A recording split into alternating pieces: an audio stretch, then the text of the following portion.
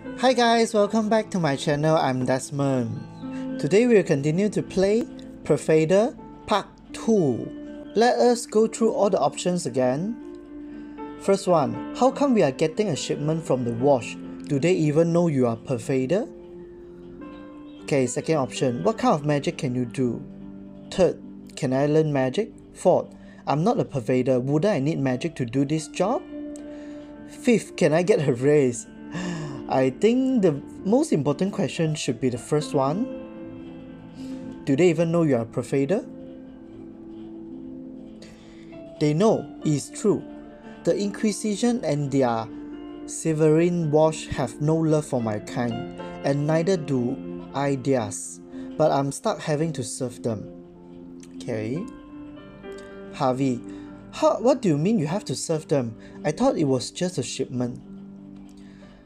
It's their property, not mine. They are sending it to me for inspection. Let me explain. A few years ago, I arrived in this town. The Inquisition imposes a law that says all pervaders within the domain must register with the local watch authority. The idea is to keep us in check and monitor our presence and movement. If you travel to a different kingdom or country, you must check in with the authority there to make yourself known. Okay. They also prohibit the use of magic without license. Most pervaders don't respect these laws of theirs, and neither did I. We tend to keep our business behind closed doors or away from populated areas.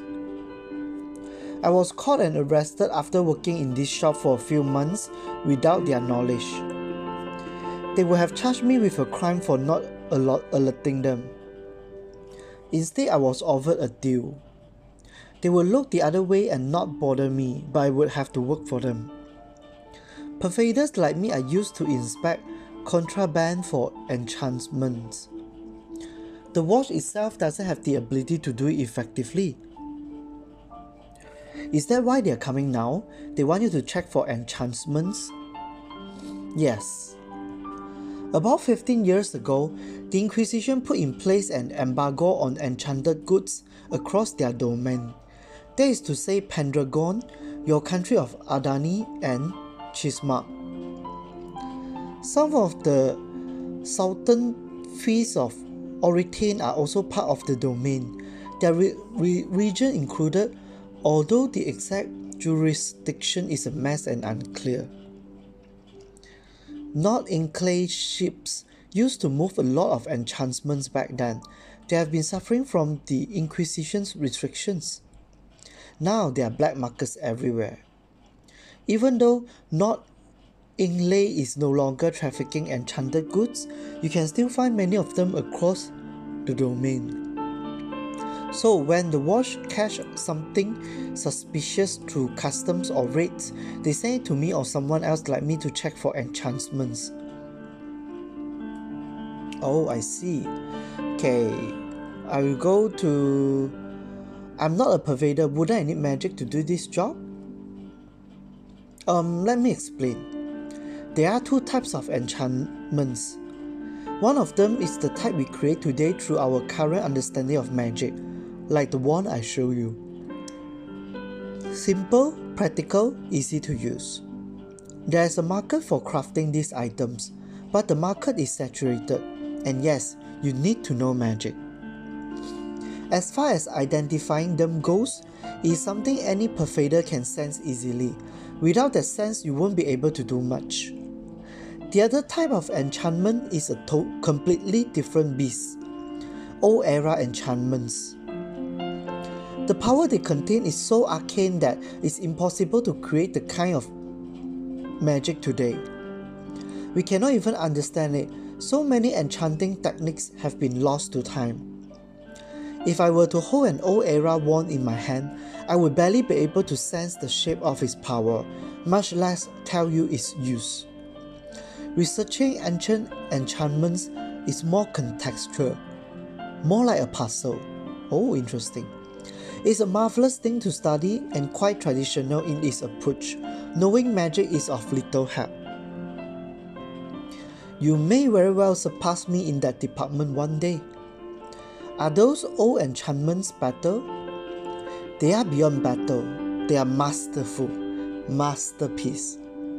Those things do amazing things. Things that are so... Harvey, they are wands which can shape mountains or bring the dead back to life. Wow! Okay. That is awesome. Wow indeed. But they are tricky. Most of these wands have things like traps. I can spend the entire day talking about them, but we have more important things to do. Suffice to say, up north there are many groups which search for and investigate these items. If you are good and can solve their puzzles, you'll be able to earn a lot of coin. Okay, so yeah, I think I should ask, what kind of magic can Alan do? When you think of magic, what do you imagine? I recall some of the stories that were being told by inquisitors in the market square.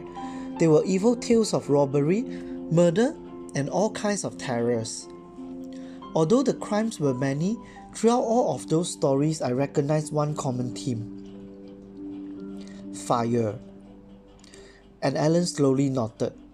Magic is more abstract than what the inquisitors preach, but at the root of it there's that element. When you touched the whips of light, what did you feel? It was warm. Yes, and what is warm?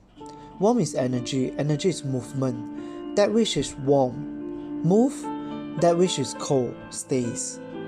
Flames flicker and give us the warmth we need to survive through winter. However, you should not think of Pervader as wielders of flame. Yes, some of us are as simple as that.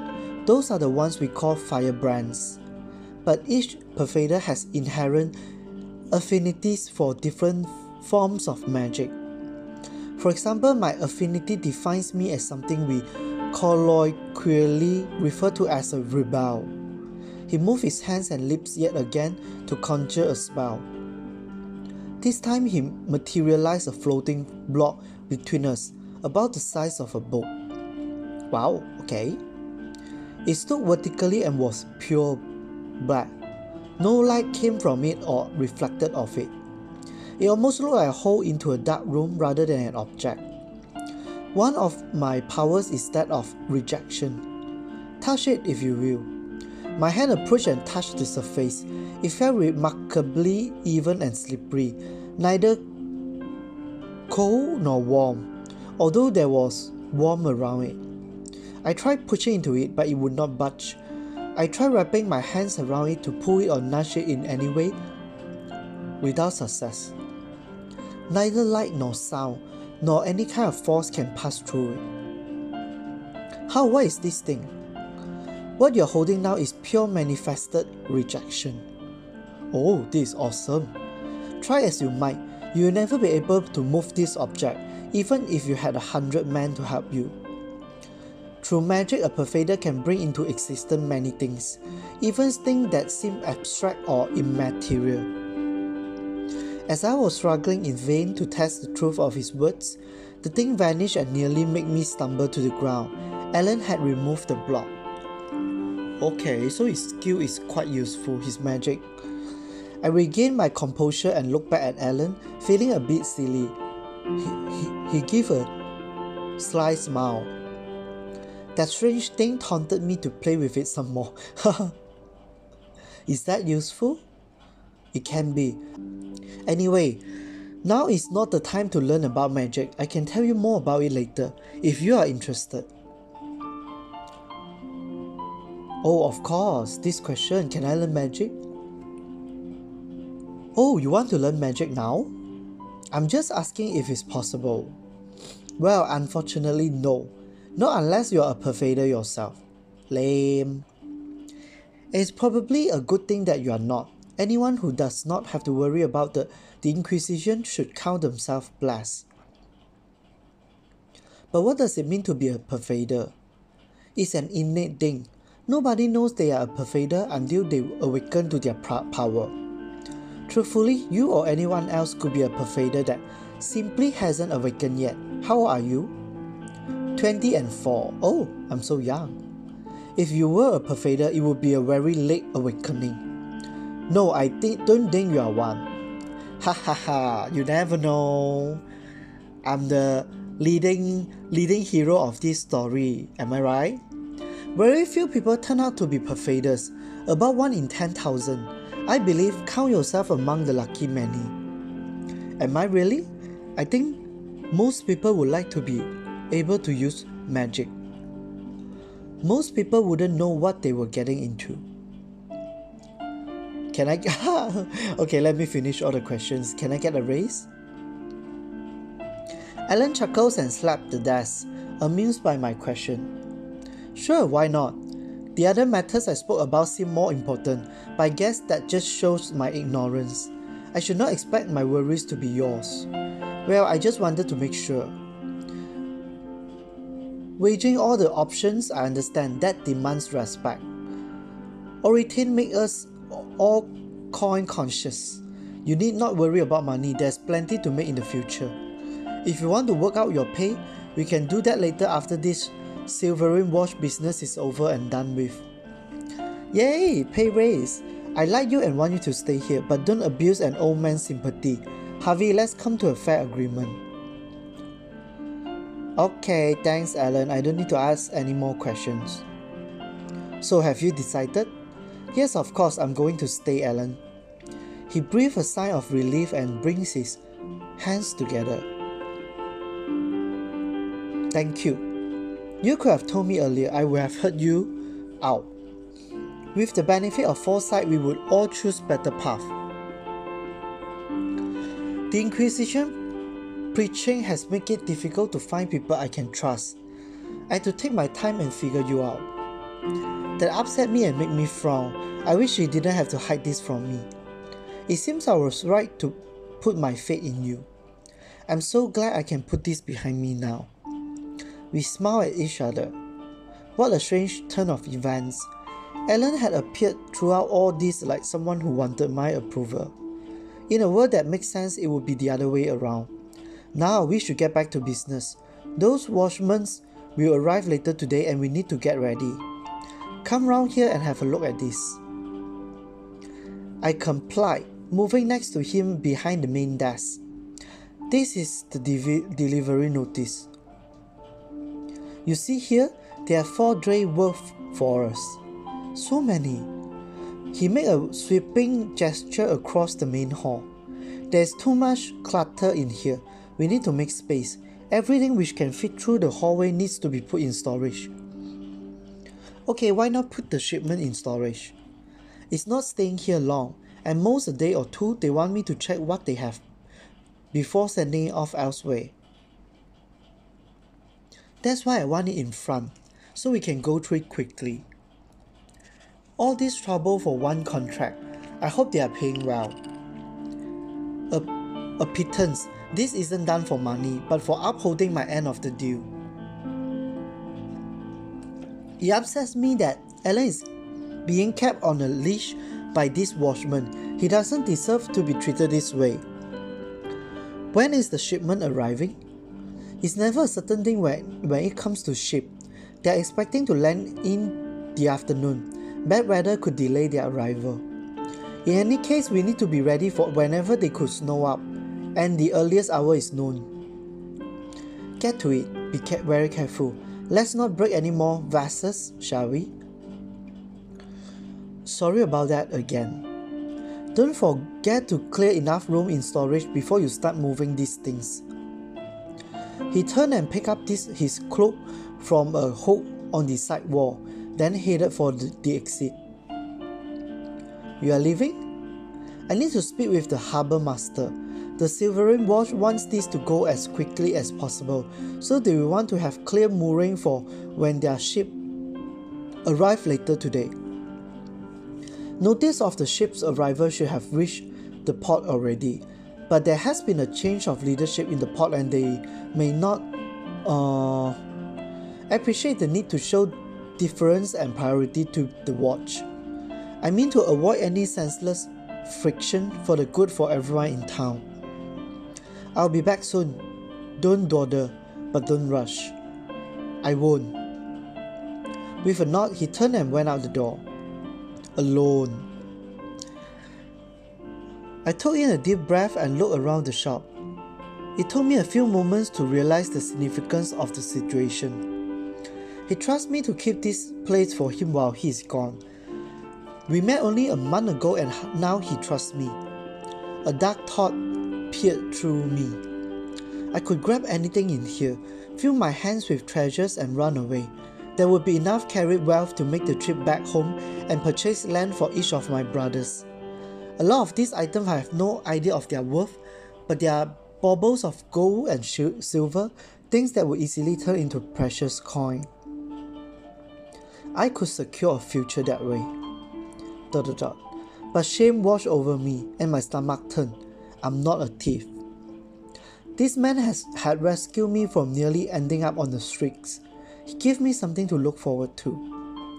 Just a few minutes ago he had told me he was concerned for my future, advising me to think about what I really want. The last thing I want right now is to disappoint him.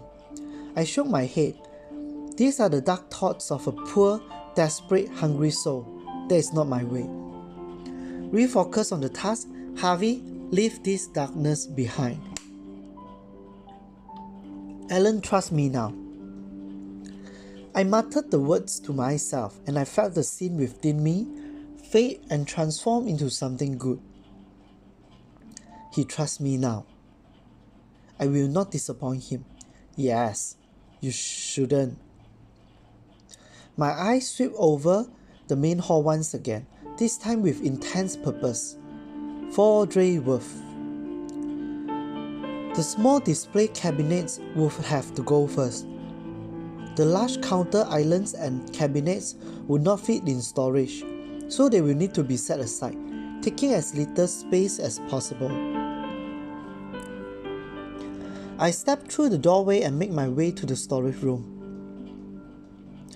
Most everything is already packed up fairly neatly, but more could be done to create a little more space. I only had to make enough room for what I would bring in, and there was already a lot of empty space in the area near the hallway.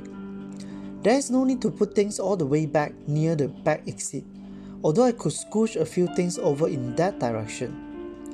Things here and there were nudged closer together.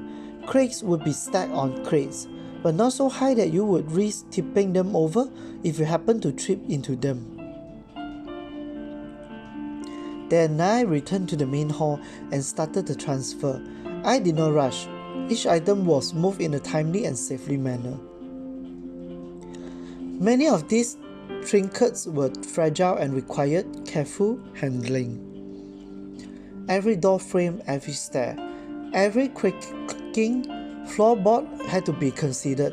My grip would have to be as firm as it could allow without risking accident. I learned my lesson that one time I broke that vase. Alan wasn't angry, but he derived some sick enjoyment out of teasing me with reminders of my failure. There were pots, pitchers and crocks, reader, armaments and heraldry, spears, shields and clubs and unstrung balisad, hang censers, breeds of different cultures. Oh, okay. These all things so hard to pronounce. A mannequin dressed in pre-modern garb and veil-brimmed hat. Beyond its gauze, it wore a queer mask I had never noticed before, estranging me for a moment. The cabinets held ancient coins and coin boxes, various bits of weirdly shaped metal, desiccated flats and resin-sealed curios. Rings, amulets, bracelets, fiblets, and decorative pieces that could be strapped to clothing. Some were held in glass cases, never to be touched. It had been about an hour and almost all of the items were now hidden away in the storage room. I heard the door open. He took a few steps in and inspected my work, nodding in approval. Good, Harvey, you can stop now. I'm almost done. There are just a couple more cabinets left.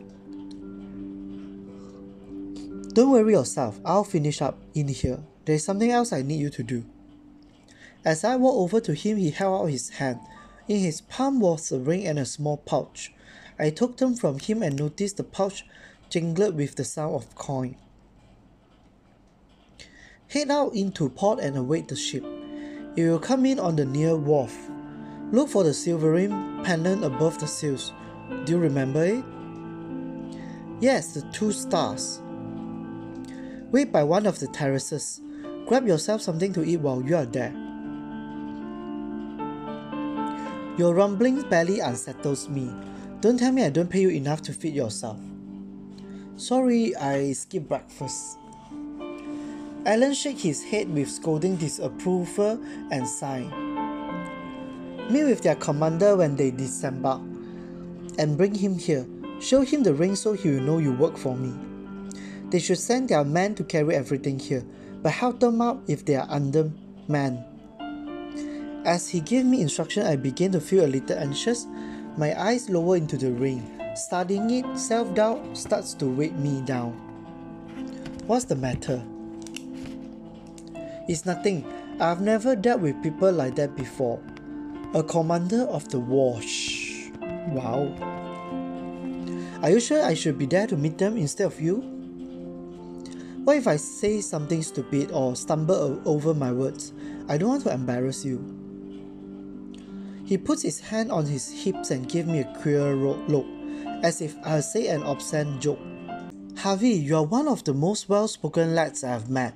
If you were better at reading, I would have said you were noble born. You have a sharp mind, and I know you are cautious and polite. You are perfectly well suited to greet these people. Come on now. If you think I'm worthy, he shook his head. Oh Harvey, you must keep your chin up. I don't like this meekness of yours. Everything will be okay, trust me. Honestly, I'm surprised you would be this shy, considering your broad figure. You're not a boy anymore, and you don't look it. My hand reached back to awkwardly rub the nape of my neck. Perhaps you're too polite and that has made you timid. You must tell me, where did you learn your manners?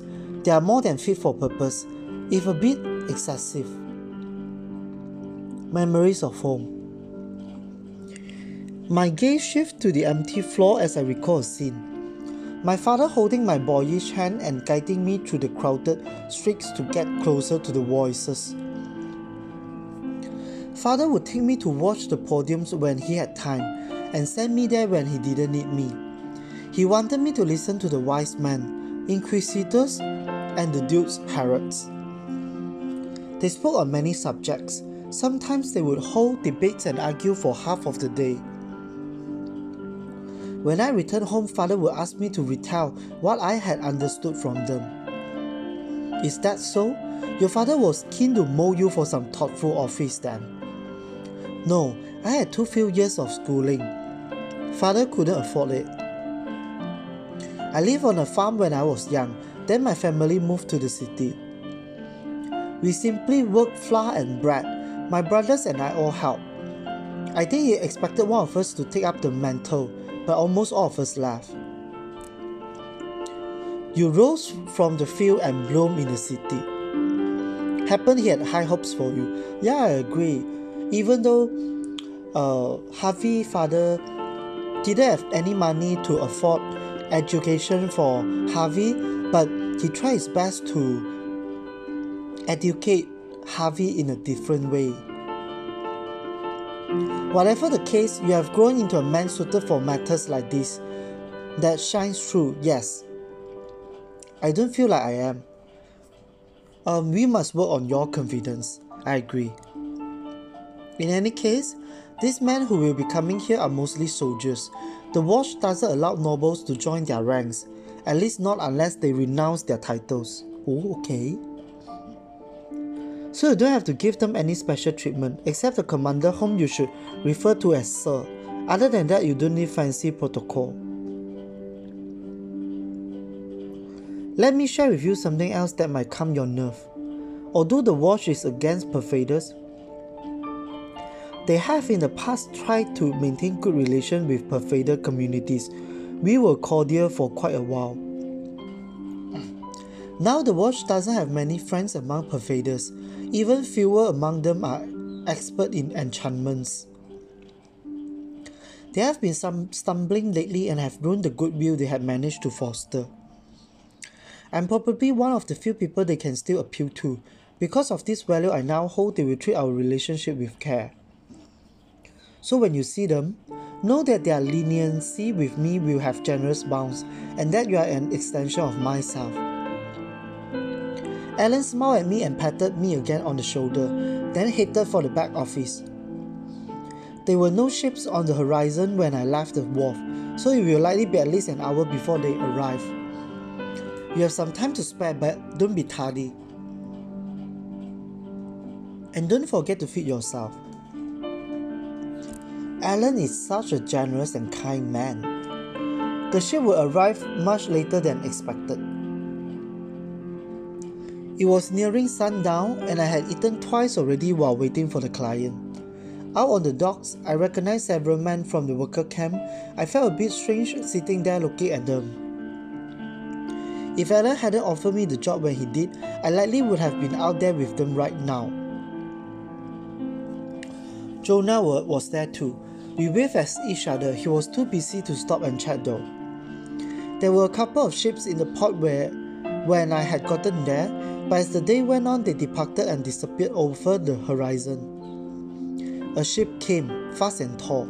It flew the North Inglay pennant, the bold green claw, grasping a yellow flower, a signature of their wealthy trade empire. Their merchant fleet was renowned across the world. It is said to be the largest fleet to have ever sailed under one banner. Throughout the past century, the North Inglay Syndicate had enriched the north and brought much prosperity to the southern coast as well. They even sent ships far west and east across the Oral Sea and the Burning Sea to those exotic lands far beyond. I imagine the reason for all the growing bustle in this town is in part because of their trade exploits. The ship had moored next to where our client was to arrive later. A representative came off it to discuss matters with the port officials while the crew stood at attention. Glancing between them, you could sense that every one of them, from captain to officer to seaman, understood their roles well in their grand united enterprise. Their faces were stark and serious, with barely a hint of the roister that was so common among sea dogs. The kind of discipline one would expect of soldiers rather than civilians. I wonder how you can get into one of those crews. As the evening sat, Alan himself came over to check on the situation, displeased with the delay. They still haven't arrived? No, they must have caught bad weather. Seeing that it would take a while, he had decided to take a nap. Likely we will have to work through this night and Alan will need to be well rested. Sometimes later I saw it come into view. A large ship, three-masted, boasting the silver pennant which glittered in the red-orange light of the sinking sun. The man on the wharf guided the ship, signaling for it to come alongside in the place Alan had arranged for them. It inched closer and closer until it was half a brief distance away from the dock. Mooring ropes were thrown over the side and the longshoremen took them and tied them down. I stood up and slowly walked over. The main deck of the ship came out at about the height of my head. Once the ship was secure, the crew swung over the gangway stairs onto shore. Now came 8 men, but more were standing by on deck. The wharfinger hailed them as I stepped closer. 2 of the men wore black tunics with rank on their breasts. They followed the wharfinger off to an office attached to the nearby warehouse. 6 remained, all clad in their signature shining steel. One of them had ornate pauldrons and stood tall and confident, a clear indication of his higher rank. That must be the commander. They saw me coming and studied my approach. Their leader held a practiced glare over me, turning to meet me. As I got closer, I felt his eyes wait on me. His stare was piercing. Oh, awesome. It made me feel reckless to approach him. A black leopard. Greetings, sir. I'm Alan's assistant. I'm to take you to him. In my nervousness, I forgot about the ring on my finger, but his eyes were drawn to it, even though it lay inconspicuously at the hand on my side. He looked at the man behind him. A quick glance and turn of head had told them to follow. Then he spoke to me. Lead the way. He gave a curt nod towards Alan's shop as he said it. Does he know the way, or was it a lucky gesture? We walked. There was a younger one among them following at his commander's side, half a step lagging. They were both black leopards, and the air about them seemed to suggest they were family. Okay, so this one looked smaller and cuter. The metal of their boots, mail and overlapping plates, clanged and jangled with each step along the way. It was a heavy, serious sound which spoke of battle readiness. I seen their kind before back home. A group of them, at least 100, had marched through the streets in a parade. They always wore that armor, the thing which glittered so strongly in any light. Even now, as dust settled, their sheen drew eyes from all around us. We walked about 200 paces from wharf to Alan's shop. As we entered, Alan rose to his feet. I was worried he would still be napping at this hour. Ah, welcome, Sir Marshal. Alan. All of us huddled inside and waited. The commander slowly paced around the room, scanning it. Silence gathered, perturbed only by his steps that carried him through the inspection. There was no mistaking the weight of his presence. You prepare for us. Good. I understand you are in a hurry. Quite, my man will be here soon with the items. The Marshal's booming voice radiated absolute control. At times he would strongly inflect on a word or phrase, and I could feel it rattle through me. He turned suddenly and issued orders to the young one beside him. Secure the area, check every room, set guards. 2 men at the entrance and 2 at the back exit.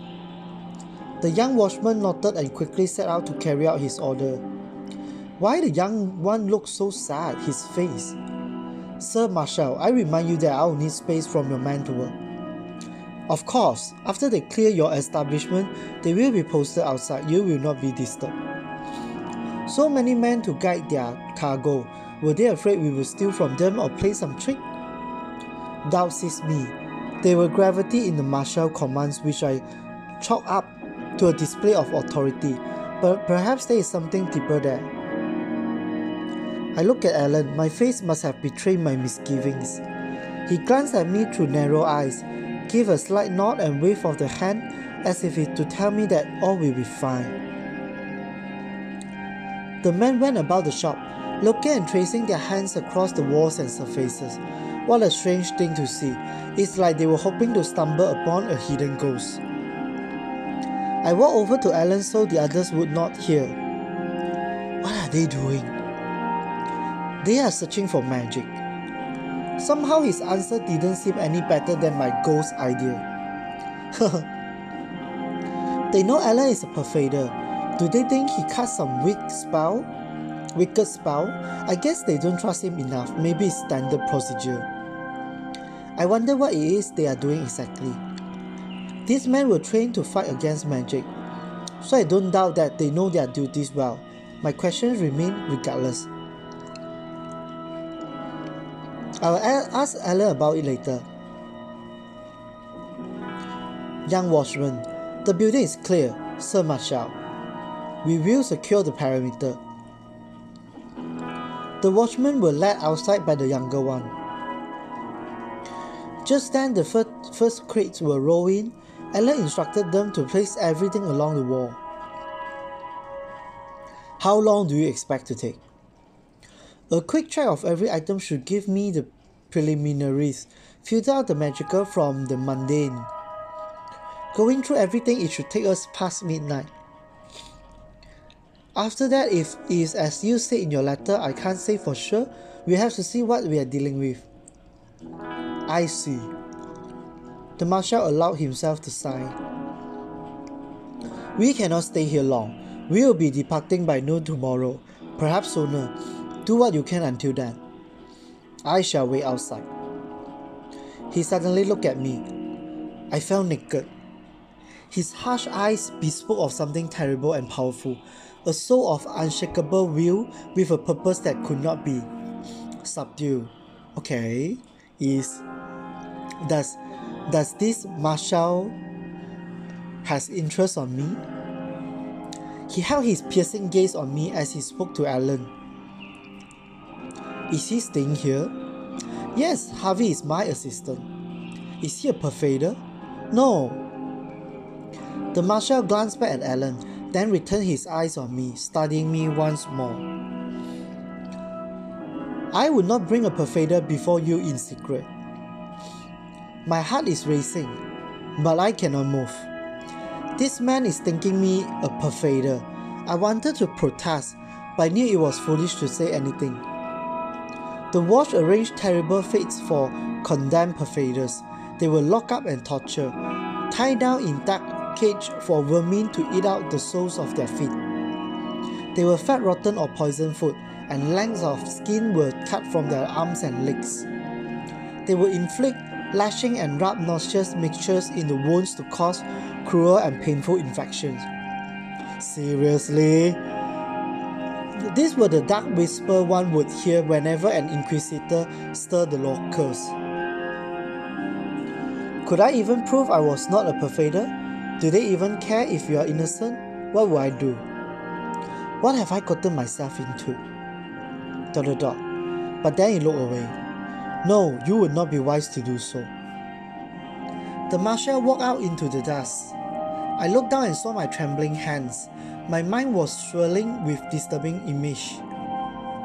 Laughter and crying were wrestling in my throat, but neither let itself out. Alan's hand lay on my shoulder, a touch so gentle, it barely registered. You are fine. Seeing his kind and confident smile, calm returned. That's all it took to bring me back. Come, we need to get to work. I started opening the crates while Alan pulled out a couple of chairs for us. The last crates come in and then we were left to our own devices. He handed me a piece of parchment with ink bottle and quill. He started inspecting the items and detected what I would write. Talisman, triangular, russet and green, northern, mundane. He would pick up an item, turn it over in his hand, feel its weight, check every angle. Occasionally he would stare at something for longer and mutter to himself. I wish I could see what he sees. Bone, skull, feline, female, erosion. I've never seen Alan so concentrated before. Way Star, Enchanted. Naigandi. How do I write Naigandi? He took the parchment and quill from me, wrote it down, then handed them back. I hope I would manage to do this simple task for him, but still I failed. My confidence dwindled. These things I'm writing don't have much meaning to me. I should have worked harder on my exercises. Yet he gave me a reassuring smile. You are doing great. Yes, Harvey, be confident, okay? And you need some time to learn as well.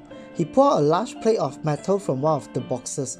It was rusted everywhere, but you could make out a surface pattern, etching with circles and wave. Armor, breastplate, Nagandi, pyramid order. Enchanted. We went on for a while like this. So far he had discovered about a dozen enchanted items. A smaller amount A smaller number still were described as Naigandi. I was curious about its true significance, but now was not the time to ask questions. Blade, short, a dagger. Alan stared at it longer than any of the others. He went on like that for nearly a minute. His eyes were searching for something, peering into it. Dagger, Naigandi. Enchanted. He turned it over in his hand some more. Alan seemed absorbed by this thing, like a taunting puzzle which would not relearn. I decided to ask him, What is it? What is it? I'm not sure. There is something ancient and trapped. It's almost like that. Like that? And he never finished the thought, the subsequent silence lingering indefinitely as he stared at it. All this time, most of my attention has gone to writing down Alan's words. I took a closer look at this thing which seemed to perplex him. It was a dagger instead, as old and rusted as everything else in these crates. It had an ornate handle which made a gutless transition from hilt to blade. There were etchings on the grip and flat of it. If they spelled something out in some strange language or were completely senseless, I wouldn't know. One thing stood out to me. As Alan turned it in his hand, candlelight reflected in the blade seemed to shift into a colder hue. It made it appear ghostly. Of course, Alan saw further than my surface level observation, so I needn't bother him with what he already knew. There was another dagger in one of the other crates next to me. I reached out to pick it up. Alan quickly grabbed my arm. Don't touch it. The hurry with which he stopped me suggested there was risk involved in handling this blade, and I recall what he said about wands. You never know if you will accidentally trigger something dangerous. He then took the second dagger and considered it as he had the first. After a while, both blades were set aside on the counter. I'll have to come back to this later. We went through the rest of the items without a hitch. There were more daggers that looked similar to the other ones, but Alan glossed over them as if they weren't similar at all. He didn't recognize any enchantment in them. Were some of them forgeries? What keen insight did Alan possess that allowed him to see the value of these things? Did he use some kind of magical perception? Alan will have to carry a lot of things for me. After the final crate was empty and the final note scrawled down, I leaned back, scratched and yawned. It was very late. Good work, thank you, Harvey. Are we done? We are done. Take the notes and put them in the archive drawer in the back office. Is there anything else I can do? Yes, you need to rest up. I might need you in the morning. Go into the storage room and make a bed for yourself. Use some of those old furs laying around there. Okay, can I get you a tea or coffee before I lay down? Alan sighed and rubbed his forehead with a hand. Yes, some black tea would be lovely, thank you, Harvey. Oh, I'm such a thoughtful and sweet staff. I stood up and made my way into the back office to put the papers back. The ring Alan had given me was still on my finger, so I discarded it too. Then I took some dried leaf from the herbal cabinet Alan kept for his teas. The kettle was out in the main hall next to the hearth. Stepping back into the main hall, I noticed Alan had gone outside, probably checking in with the marshal. Alright, just boil the water and put the leaf in. ... The day was almost done for me. Alan would have more to do, and this tea should help him push through it. I wanted this to end soon. This watchman frustrated me. The sooner we can pack everything up and send them off, the better. What did they really want? What are they hoping to discover in this thing? Alan had said there might be more to do than just check for enchantments. He hadn't told me the extent of this particular job. So much commotion for what seems like a pile of weather thing. Why? My curiosity taunts me, my head is spinning. I'm still rattled by the martial threats earlier. Stress is making me gloomy. There was more to this than what I was told. Should I care? It's probably not my place to know. Alan would have told me more if he thought I should know. or maybe he will tell me later. I trust him. He'll deal with this and we can put it behind us. So many of these things were labeled as Nigandi. Thank you for the tea, Harvey. I quickly rose to my feet. I was so lost in my head I didn't hear them come in. They were both standing there, Alan and the Marshal, kindness and austerity. Go, rest up. I nodded a bit too wildly and retreated towards the storage room. My steps were heavy in the relative silence. I could feel their eyes fall on the back of my head as I left. As I stepped into the storage room, I breathed a sigh of relief and took in the new atmosphere. This chill air is doing wonders for me, easing my nerve.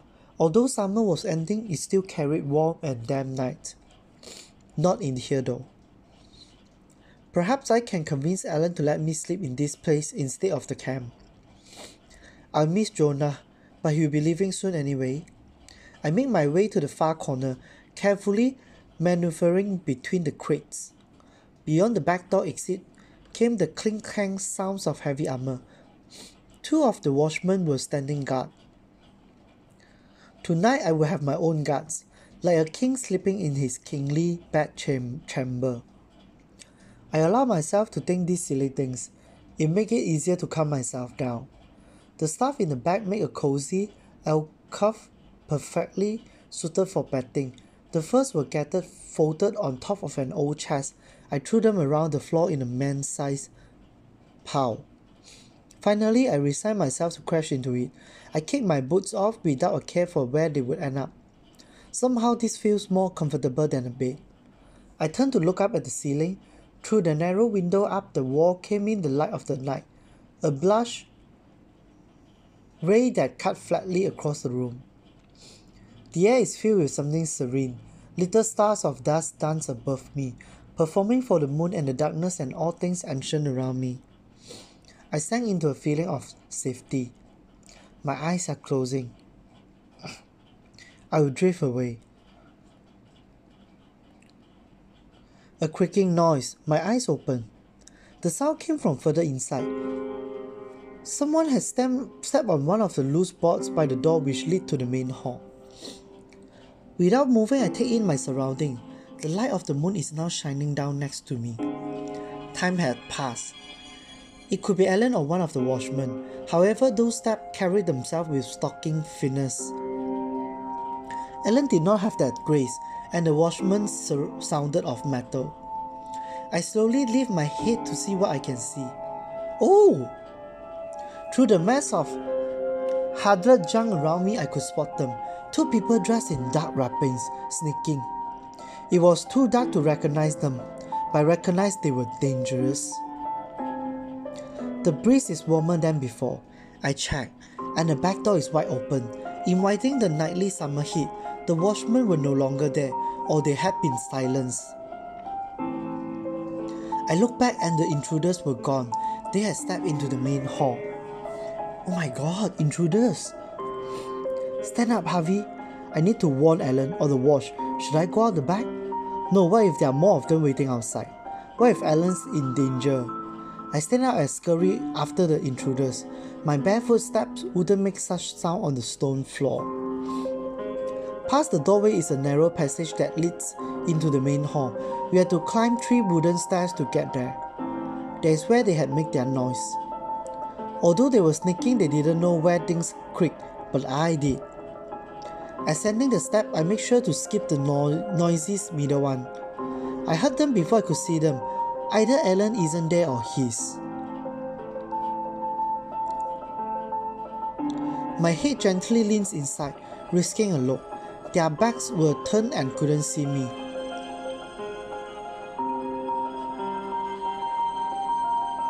I can't see the entire room from here. I don't think Alan is around, no signs of struggle. Could he be upstairs? The door leading that way is across from me, but opening is not an option. The hinge would make a loud grating noise if I attempted that route.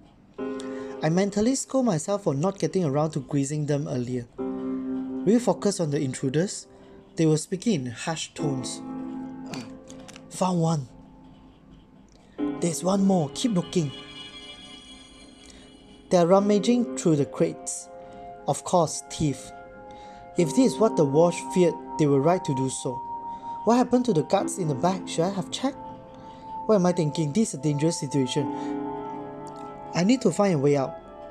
I thought to pick up a weapon like a sword or club from storage, but I brushed off the idea as soon as it came. Whoever these people are, they probably dealt with the guards in the back. There's nothing I can do to step up to them. If they are sneaking, it must mean the front is still being guarded. They must fear the Wash. I have to alert them. There has to be something in here I can use. No time for elaborate plans. I pick up an iron cradle holder about as big as my hand and as heavy as a rock.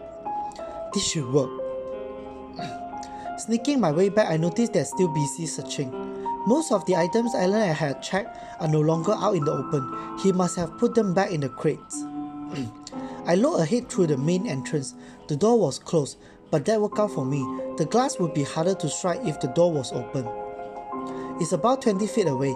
Leaning in through the doorway, the angle is too uncomfortable for a good shot. I need to step into the hall before I can throw it. If I miss and I only hit the wooden body or door frame, it might not make enough noise to alert the guards. Carefully now. The noise they made rummaging through the crates masked my own approach. They were hasty. One step after the other. Slowly. It was a good thing Alan made me put everything in storage. All that walking back and forth taught me how to navigate this place carefully. Then, with the iron thing in my hand, I pull back my arm to angle the throw. After I throw it, I should duck back into the storage room, hide among the crates. They are probably going to run off the way they came in. I look to my left to plan my escape. And there, I see the stranger. Oh, is this a cat woman?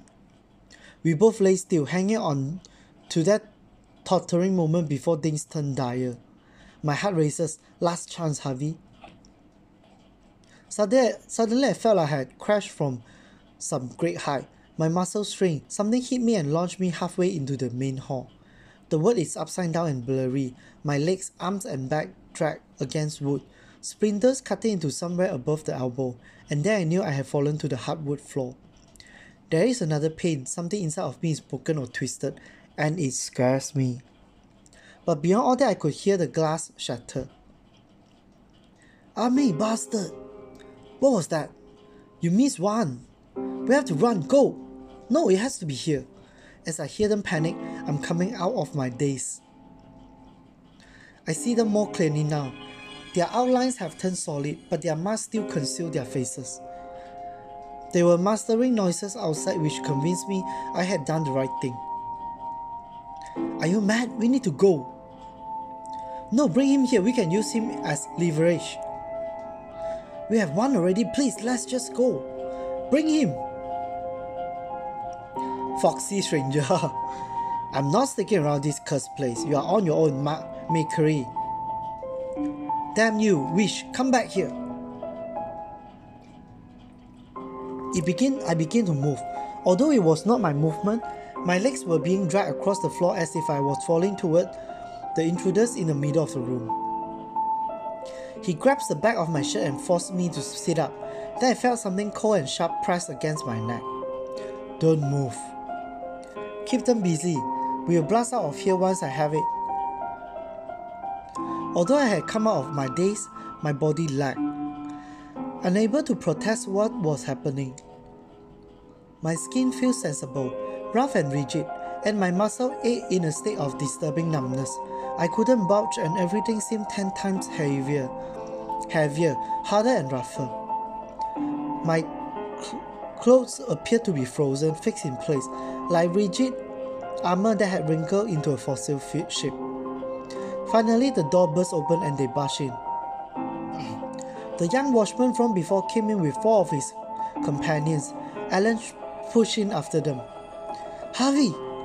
As he says my name, I feel the iron tremble against my skin. My captor reassured himself, tightened his grip on my shoulder and nervously knitted at it. Stop! There is dread hanging in the air and in my heart. I was helpless. Is it what it all comes down to? Would death find me here? Surrender! Resist and you die!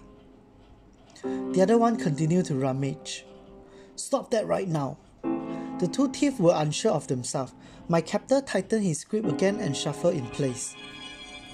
What are you doing? Keep them at bay! Last warning.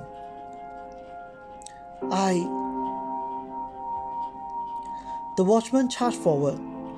Before they can advance even a step, my captor released me and leaps backwards. I hear a thundering noise behind me and see smoke invade my surroundings. My fossilized clothes loosen, melting to normalcy. Although my body is still paralyzed, falling backwards, I sprawl helplessly on the ground. I use the only strength I can muster to tilt my head backwards to look towards the thief. There is a large hole in the far wall now. He had made his escape. Run! The clanging of heavy boots assault my ears as they tremble alongside past me. I hear them yell something which seemed like hatred. But one of the thieves remained, still searching for his foolish prize. I have it!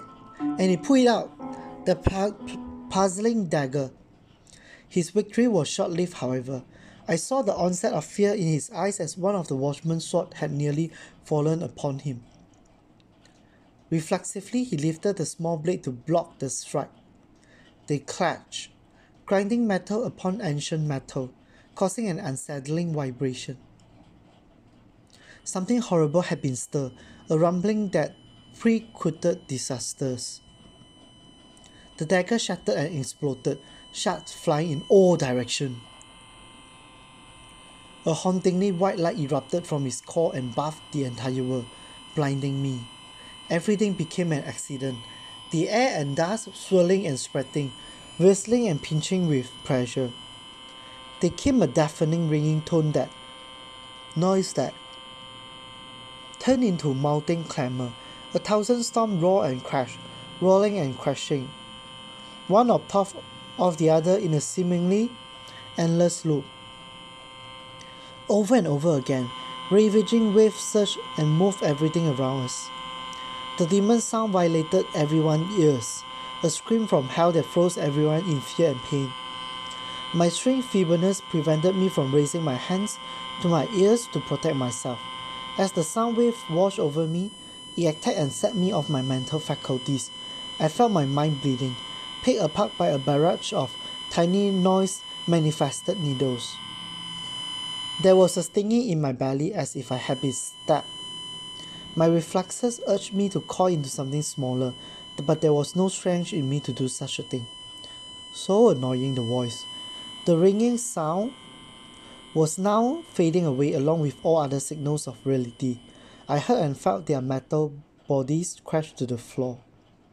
The last thing my ears picked up were a pair of muffled voices full of anguish. Harvey! Jimzari! The light went away as well. The burning past my eyelids receded and my world sank ever into darkness. Someone was over me, touching me, tapping me, shaking me, but I didn't care. Care was falling away as well. A moment was gone, only still darkness remained. ... Then even the darkness faded. It's time to sleep. First I heard a flicker and crackle. It sounded like it was close, somewhere above me. Then I heard another one further away. Lit torches. The sounds echo strongly. This must be a quiet place if that's all my ears can pick up. I felt like my awareness had suddenly come into existence in perfect glory. It was my body that lagged behind once again. I had been somewhere in a new dream already forgotten, then I came back to the real world. My eyes were still closed and I struggled to open them. Strength is returning ever so slowly. What happened to me? Harvey? I'm waking up and Alan is there to witness. He stood up and approached me, the sound of his steps striking more loudly as he came near. Harvey, are you awake? He put his hand on my forehead and rubbed gently with his thumb. I am. Oh, thank mercy. I opened my eyes. It is dark but for the orange glow of the torch. Everywhere I look, there are walls of stones and bars of metal. This is a prison cell. How are you feeling? I'm tired. I try to move my arms to push myself upright, feeling my core ache as I did. Take it easy, you have been injured. Not too badly, but you should be careful. I looked down and saw my midsection was wrapped in bandage. The area remained numb even as I regained my strength. I ran my hand over my belly, feeling what had happened to me. How long was I out? It's been almost a day. I turned to look at Alan. He looked tired, drained and sad. Are you in any pain? No, just a little bit sore. There's numbness here. What happened? And I scratched over my bandage. You were struck by metal, shrapnel and something else. I think I got almost of it out of you, but there may still be something in there to cause you discomfort. For now, let it heal. Where are we? Alan sighed and leaned back to sit against the adjacent wall. For the first time I saw his clothes and fur dirty, he will always take good care of himself. The watch put us in jail. What? Why? It's all a misunderstanding. They should let us go soon. His words came out dismissively. He could barely look me in the eyes as he said it. What happened to the guards? You mean the guards? There were two of them at the back exit. The thief came in that way. Oh, I don't know about them. What about the others? They were caught in that whatever it was, the blast. I could see concern and frustration in his eyes. They were hurt. You were more fortunate, I think. Why are we in jail, Alan? Who knows what the hell these tyrants want? Alan sighed and rubbed his eyes, subduing his ill temper. Their men got hurt. I think they want to interrogate us and make sure what happened wasn't some kind of attack on our part. But we are innocent. Those thieves are to blame, right? Of course. They used magic, at least one of them. I couldn't move. Yes, they were Pervaders. They were looking for the dagger. What happened there? That explosion. He stared at me, showing only worry. He didn't say anything for a long while. There was terrible magic in that thing. Powerful, terrible magic. Something I wish I would never see again. There was their goal. It was all about those daggers. I'm sure of it. A Niganti spell was sealed within them. Those things are ancient. Their enchantment far more potent than anything made today. Couldn't you tell that it was dangerous? Enchantments are dangerous only if you foolishly break them. Unfortunately, that's what happened. I recognized that it might be volatile, but I couldn't finish my inspection. Then I went outside to speak with one of the watch lieutenants, only for a few minutes. The thief must have recognized the opportunity then and leaped at it. They must have been watching us for a while. He sunk his eyes to the floor and contemplated his memories. The incident had affected him too, even though I could tell he wasn't injured by the blast. Okay guys, so I think that's it for today. If you wish to watch the next part, please subscribe my channel. See you next time. Thank you. Bye.